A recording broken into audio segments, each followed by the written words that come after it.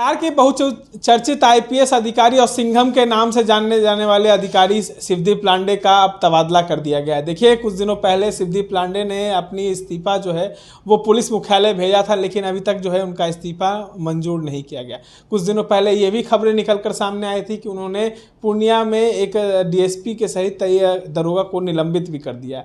आपको बता दें कि जो है वो शिवदीप लांडे जो है अपने निजी कारणों को बताकर जो है उन्होंने इस्तीफा दिया था, लेकिन अभी तक उनका इस्तीफा जो है वो मंजूर नहीं किया गया है। वहीं शिवदीप लांडे को अब प्रशिक्षण का महानिरीक्षक बना दिया गया है और पूर्णिया रेंज के अब नई आईजी राकेश राठी को बनाया गया है। जो इन तमाम मुद्दों पर चर्चा करने के लिए हमारे साथ अखिल भारतीय अपराध विरोधी मोर्चा के राष्ट्रीय अध्यक्ष धनवंत सिंह राठौर जी हैं। शिवदीप लांडे का अब तबादला फिर से कर दिया गया है।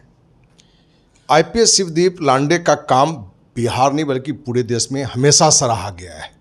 पटना सिटी एसपी के रूप में हो, अलग अलग जिलों में एसपी के रूप में हो, डीआईजी के रूप में हो, तो एक माने उभरता हुआ और एक माने अच्छा कार्य के रूप में मीडिया ने हमेशा उनको आगे बढ़ाया है, प्रशंसा की है और पब्लिक में भी एक अच्छा मैसेज है। तो नीतीश कुमार सुशासन पर ध्यान कम, अपने इशारे पर जो आईएएस आईपीएस उनके नाचने वाले हैं, जो उनके ही अनुसार चलते हैं, उन पर उनका ध्यान होता है। सुशासन बाबू कहे जाते हैं, कह रहे हैं कि सुशासन पर ध्यान नहीं। ये तो देखिए, हर आदमी मुंह में मिट्ठू होता है और नीतीश कुमार सुशासन बाबू अपने को कहते हैं या उनके लोग कहते हैं, तो हमें उससे कोई गुरेज नहीं है। हर आदमी को कहना चाहिए, ठीक ना, क्योंकि गरीब आदमी भी अपने को धन्ना सेठ लिखता है, ठीक ना, तो वो लिखने के लिए कोई मना नहीं कर सकता है। तो आईपीएस शिवदीप लांडे जिस रूप में अभी पूर्णिया रेंज में काम कर रहे थे, तो अपराधियों पर एक बड़ा शिकंजा हुआ, एक बड़ा इनामी डकैत को भी उन्होंने मार गिरवाया और वहाँ बड़ा कार्रवाई चल रही थी। तो कहीं ना कहीं नीतीश के जो कुछ लोग वहाँ थे उनको दिक्कत होने लगा, परेशानी होने लगा। तो एक ईमानदार अधिकारी जहाँ कहीं अपनी रोब दाब दिखाएगा तो परेशानियाँ आता है। जब राजनीतिक रूप से परेशानी आई तो नीतीश कुमार ने उनको उठा के राजधानी में ले आए और राजधानी में भी कहाँ सेंटिंग पोस्ट दे दिया, जो आपने बताया ही है। तो कहा गया है कि जो राजनेता सिर्फ सुशासन पर फोकस करता है तो अधिकारी को स्वतंत्र छोड़ता है अच्छे कार्य के लिए। लेकिन नीतीश की जो चोर टीम है, जिसको लोग कोर टीम कहते हैं, कुछ रिटायर्ड अधिकारी हैं, कुछ मंत्री गिने चुने हैं जो इनके चोर टीम है और वो मेन डिसीजन लेता है।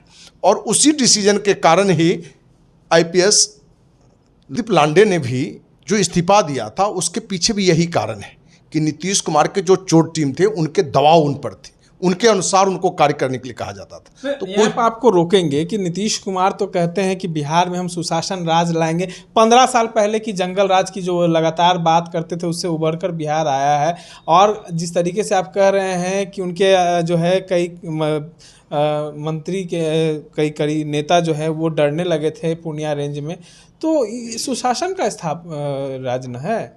यहाँ कोई किसी को बचाते थोड़ी हैं, किसी को फंसाते थोड़े हैं। देखिए, जंगल राज की बात आपने की, ये कड़वी सच्चाई है कि लालू राज में जंगल राज था और अंधा गांव में कान्हा राजा एक गांव की कहावत है। तो जहां लालू अंधा थे उसमें नीतीश कान्हा आए, तो लोगों को लगा यही अच्छा है, क्योंकि इन्होंने शुरुआती जो 2015 में था, ये कहीं से मैंने कोई इस पर उंगली नहीं उठा सकता है, उन्होंने सचमुच में बिहार में अपराध का जो माहौल था उस पर कंट्रोल किया और पहला काल को उनको लोग स्वर्ण काल मानता भी है। और कहीं ना कहीं आप मीडिया ने उन्हें सुशासन बाबू का नाम भी दिया। लेकिन उस काल को छोड़ के आगे का जो भी काल रहा, कहीं ना कहीं पूरी तरह से एक बदनाम काल रहा और भ्रष्टाचार हमें लगता है कि लालू काल से भी ज़्यादा बढ़ा। और ये हम नहीं, ये आप प्रखंड स्तर से लेकर जिला स्तर से लेकर राजधानी स्तर तक जाएंगे तो ये सच्चाई आपको लगेगा। तो कहीं ना कहीं शिवदीप लांडे हैं तो आईपीएस, लेकिन नीतीश के राजनीति के मकर जाल में फंस चुके हैं। जहां वो हीरो बनना चाहते थे, राजनीतिक रूप से उभरना चाहते थे, तो नीतीश कुमार को ये ज्ञान है कि कैसे एक उभरते हुए आदमी या जो अपना कार्य से प्रसिद्धि पाता है उसको कैसे बौना बनाया जाए, ये ज्ञान नीतीश कुमार को है। और नीतीश कुमार ने पहली रणनीति अपने राजनीतिक जाल में फंसाकर एक सेंटिंग पोस्ट में यहाँ ले आया है शिवदीप लांडे को। हमारी तो ये भी जानकारी है कि शिवदीप लांडे पर कहीं ना कहीं नीतीश कुमार ये भी रणनीति बना रहे हैं कि इस पर कुछ आरोप भी हम तय करें जो कि ये हीरो बन के निकल कर कहीं राजनीति करने के योग नहीं रह जाए, ये भी जानकारी फंसाने की तैयारी कर ये रहे भी फंसाने की तैयारी चल रही है। अच्छा, तो बिहार में अफसरशाही ना है? बिहार में तो देखते हैं आप कितने अफसर हैं, स्वतंत्र रूप से काम करते हैं, स्वतंत्र रूप से घूस लेते हैं। अफसरशाही है, लेकिन उनको नीतीश के तलवे चाटने पड़ेंगे, नीतीश के अनुसार चलना पड़ेगा। लेकिन वो नीतीश के माने जो तलवे चाटने से हट के यदि आप अपना योग्यता प्रदर्शित करेंगे, प्रदर्शन दिखाएंगे, तो आप पर ये कार्रवाई हो सकती है। और हम ये शिवदीप लांडे भी उसी के शिकार हुए हैं। लेकिन हमें लगता है कि आईपीएस शिवदीप लांडे अब यहाँ आए हैं, अब राजनीति के जो शिकार बनाना चाहे, कितने शिकार होते हैं, कितने मकड़जाल में फंसते हैं, या इस मकड़जाल को तोड़ के कहीं न कहीं नीतीश के खिलाफ एक बुलंद आवाज बनते हैं। अच्छा, आर एस भट्टी भी समझ गए थे ये तमाम चीज़ों को, इसीलिए उन्होंने यहाँ से अपना जो है एनओसी ले लिया और केंद्रीय प्रतिनिधि पे चले गए। देखिए, कड़वी सच्चाई है कि किसी राज्य का डीजीपी बनना हर आईपीएस अधिकारी चाहता है, वो बने भी, और चाहता है वो कि हम अपने नौकरी के अंत तक हम उस पद पर रहें।